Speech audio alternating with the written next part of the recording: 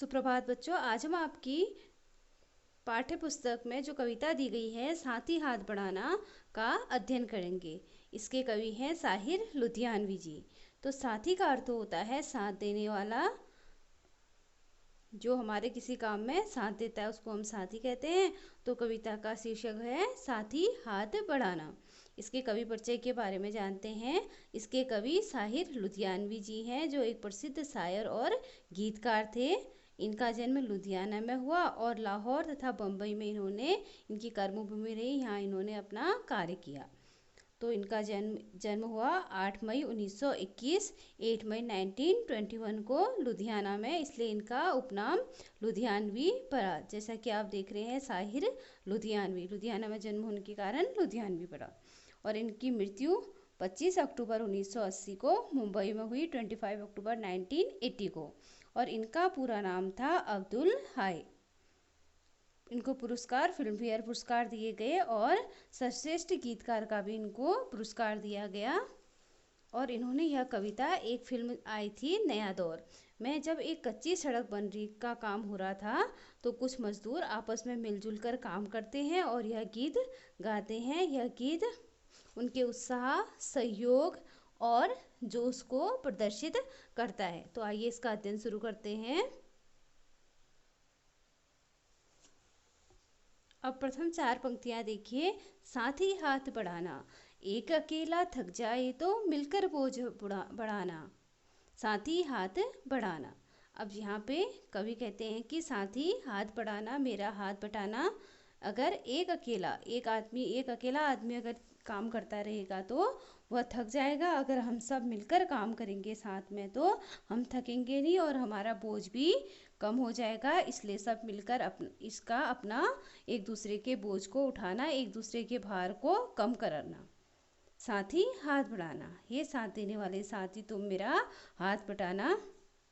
इसके आगे देखिए, हम मेहनत वालों ने जब भी मिलकर कदम बढ़ाया, सागर ने रास्ता छोड़ा, पर्वत ने शीश झुकाया, फौलादी हैं सीने अपने, फौलादी हैं बाहें, हम चाहें तो चट्टानों में पैदा कर दें राहें।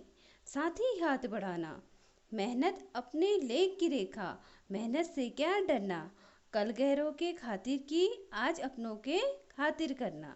अपनी दुख भी एक है साथी, अपना सुख भी एक, अपनी मंजिल सच की मंजिल, अपना रास्ता नेक। साथी हाथ बढ़ाना। अब यहाँ पे कवि कहते हैं कि हे साथ देने वाले मेरे साथी, जो साथ में मजदूर काम कर रहे हैं, उनके ऊपर ये गीत फिल्माया गया था। यहाँ पे कहते हैं कवि और गीतकार साहिर लुधियानवी जी कि हे साथ देने वाले साथी, मेरा साथ हाथ बढ़ाना। एक अकेला अगर काम करता रहेगा तो वह थक जाएगा। अगर हम मिलकर एक दूसरे का बोझ उठाएंगे तो हमारा भार कम हो जाएगा और एक दूसरे का हम लोग हाथ बढ़ाना है।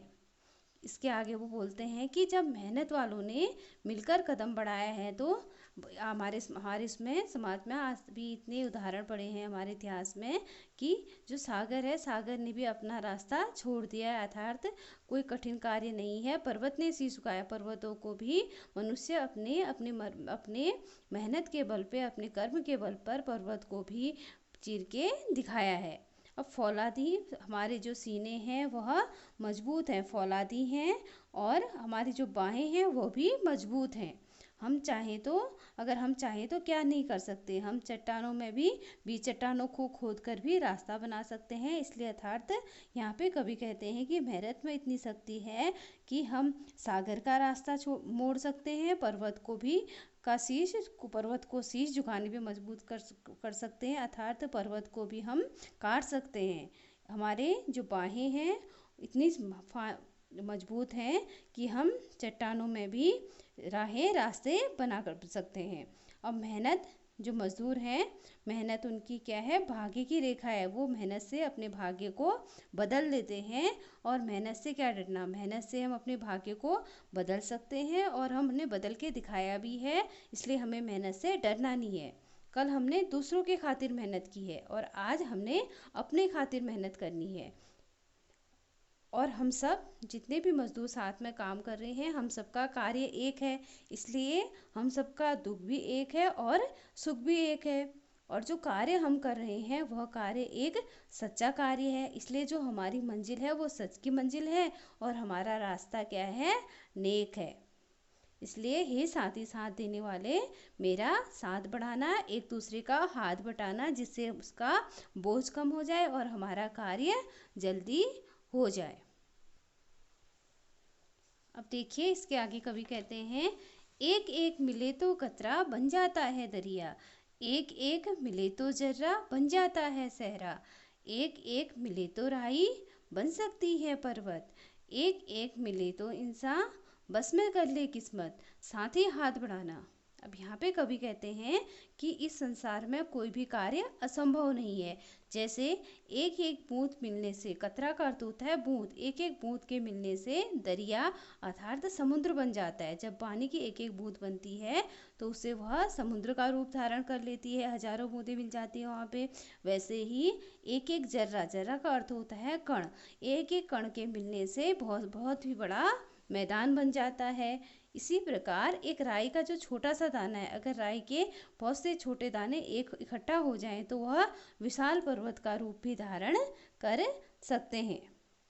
इसके आगे वो बोलते हैं कि एक एक इंसान, इंसान का अर्थ होता है मनुष्य, जब एक एक मनुष्य मिल जाए तो हम हम एक दूसरे के भाग्य को बदल सकते हैं और साथ में ही अपने भाग्य को भी बदल सकते हैं, अपनी किस्मत को चमका सकते हैं। अर्थात एकता में, संगठन में इतनी शक्ति होती है कि वह कठिन से कठिन कार्य भी कर सकता है। इसलिए हे साथ देने वाले साथी, साथ मेरा हाथ बटाना, मेरे बोझ को कम करना, जिससे हम एकजुट होकर कठिन से कठिन कार्य को कर लें और हमारा कार्य सरल हो जाए। तो यहाँ पे साहिल लुधियानवी जी हमें यही बात इस कविता के माध्यम से समझाना चाहते हैं। तो इसके आगे इसके अभ्यास प्रश्नों को देख लेते हैं। प्रश्न 1 है, इस गीत में किन पंक्तियों को तुम अपने आसपास की जिंदगी में घटते हुए देख सकते हो। तो इस पंक्ति में जैसे शुरू में गीतकार ने पंक्तियां दी हैं कि साथ ही हाथ बढ़ाना, एक अकेला थक जाएगा मिलकर बोझ उठाना, साथ ही हाथ बढ़ाना, एक से एक मिले तो कतरा, साथ ही मिल जाता है सहरा।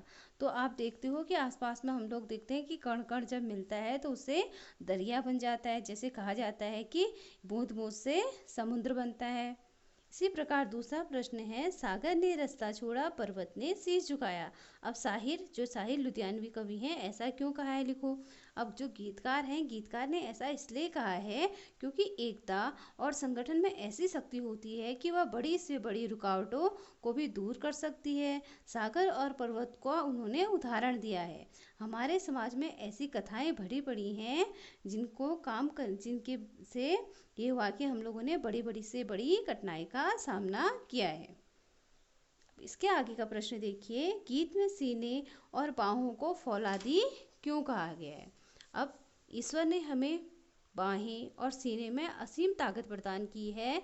यह ताकत हवाओं का रुख भी मोड़ सकती है और आकाश को भी झुका सकती है। यह हम पर निर्भर करता है कि हम इस ताकत का प्रयोग कैसे करें। यही कारण है कि गीत में सीने और बाहों को फौलादी कहा गया है। अब गीत से आगे प्रश्नों को देखिए। अपने आसपास तुम किसे साथी मानते हो और क्यों। अब हमारे आसपास हमारे जो माता पिता हैं, भाई बहन हैं, मित्र हैं और साथ में पढ़ने वाले सहपाठी हैं, इसके अलावा जो आपके शिक्षक हैं, पड़ोसी हैं, ये सभी हमारे साथी हैं। क्योंकि ये सब हमें किसी न किसी प्रकार सहयोग करते हैं, इसलिए जो साथ देने वाला होता है, सहयोग देने वाला होता है, उसको हम साथी कहते हैं या शुभचिंतक और मित्र भी इनको कहते हैं। तो आज के लिए इतना ही। आज आप इस कविता का अच्छे से अध्ययन करेंगे। धन्यवाद।